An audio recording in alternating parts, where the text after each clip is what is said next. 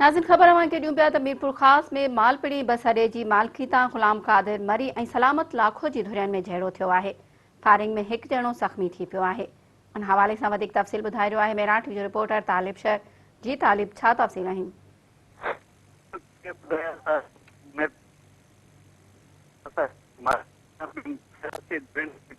गुलाम क़ादिर मरी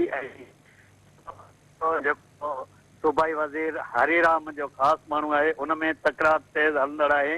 उन हवाले सां अॼु जेका मालपिड़ी मीरपुर ख़ास में क़ुर्बानीअ जी ईद वेझो अचणु शर्त लॻल हुई, त उन में सुबुह सवेरे ई फायरिंग जो सिलसिलो शुरू थी वियो, जंहिंजे नतीजे में सलामत लाखे जी धुर जो हिकु ॼणो माशूक चंडियो जेको शदीद ज़ख़्मी थी पियो आहे। ज़ख़्मीअ खे सिविल अस्पताल मीरपुर ख़ास मुंतक़िल कयो वियो, जंहिंजी ॻणतीअ जोगी हालत हुअण करे खेसि रेफर हैदराबाद कयो वियो आहे। जॾहिं त फायरिंग सबबि जेके माल जा ख़रीदार हुआ या वापारी हुआ उन्हनि में भाॼ पइजी वई, वधीक ख़ौफ़ चायल आहे। ऐं उन हवाले सां ज़रिया नटा इहो पिणु मालूम थियो आहे त जेको आहे ॿिन्ही धुरनि जा हाई अलर्ट माण्हू वेठा आहिनि, हथियारबंद जेके अञा ताईं फायरिंग जो सिलसिलो ॿीहर जारी थियण जो ख़ुदशो आहे।